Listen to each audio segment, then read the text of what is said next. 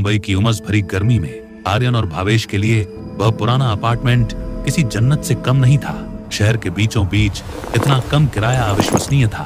मकान मालिक एक बूढ़ा और खामोश आदमी ने बस चाबियां थमा दी और ज्यादा कुछ नहीं कहा। फ्लैट में 2 कमरे थे। एक सड़क की ओर खुलता था जिसमें हवा और रोशनी आती थी। दूसरा कमरा पीछे की तरफ था, अंधेरा, बिना किसी खिड़की के और अजीब तरह से अलग थलग। मैं खिड़की वाला कमरा लूंगा, आर्यन ने अपना बैग पटकते हुए ऐलान किया। भावेश, जो स्वभाव से थोड़ा शांत था, ने कंधे उचका दिए। ठीक है, मुझे वैसे भी पढ़ाई के लिए शांति चाहिए, मैं पीछे वाला कमरा ले लेता हूँ। समस्या पहली ही रात से शुरू हो गई। बाहर तापमान 35 डिग्री था, लेकिन भावेश का कमरा किसी फ्रीजर जैसा ठंडा था। आर्यन जब भी उस कमरे के दरवाजे के पास से गुजरता, उसे एक अदृश्य ठंडी लहर महसूस होती, जैसे किसी ने फ्रिज का दरवाजा खुला छोड़ दिया हो। शायद पुरानी दीवारों की वजह से सीलन है, आर्यन ने तर्क दिया, लेकिन भावेश कुछ और ही महसूस कर रहा था। सिर्फ 3 दिनों में भावेश का हुलिया बिगड़ गया।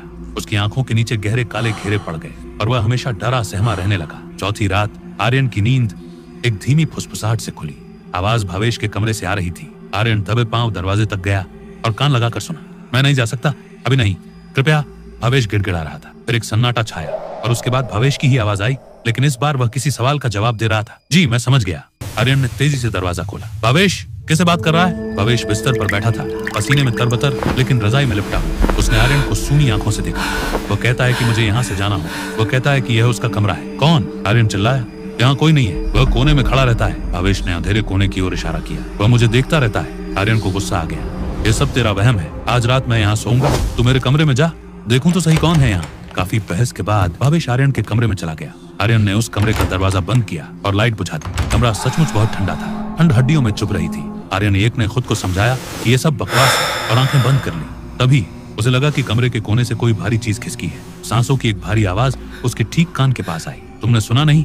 मैंने कहा था ये मेरा कमरा है। आर्यन का खून जम गया। उसने लाइट का स्विच टटोलने की कोशिश की, लेकिन एक बर्फ जैसे ठंडे हाथ ने उसकी कलाई पकड़ ली। पकड़ इतनी मजबूत थी कि आर्यन चीख भी न सका।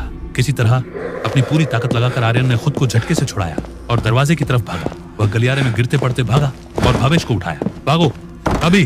दोनों दोस्त रात के अंधेरे में फ्लैट छोड़कर सड़क पर आ गए। वे पूरी रात पास के एक पार्क में बैठे रहे, डर के मारे कांपते हुए। अगली सुबह हिम्मत जुटाकर वे अपना सामान लेने वापस गए। साथ में मकान मालिक भी था। क्या तमाशा है ये? रात को क्यों भागे? मकान मालिक ने पूछा। उस कमरे में कोई है, आर्यन ने हाँफते हुए कहा और फ्लैट का दरवाजा खोला। वह सीधे उस दूसरे कमरे की तरफ लपका, लेकिन वह ठिठक गया। जहां भावेश का कमरा था, वहां अब सिर्फ एक ठोस पुरानी दीवार थी। जिस दरवाजे से वे रात को भागे थे, उसका नामो निशान भी नहीं था। कमरा, आर्यन बड़बड़ाया। यहाँ एक कमरा था, हमारा सामान अंदर है। मकान मालिक ने उन्हें अजीब नजरों से देखा। नशे में हो क्या? ये हमेशा से 1 BHK फ्लैट रहा है। इस दीवार के पीछे तो इमारत की नींव है, वहां कोई कमरा नहीं। आर्यन धीरे धीरे दीवार के पास गया और उसे छूकर देखा। दीवार ठोस थी, लेकिन अभी भी बर्फ जैसी ठंडी थी।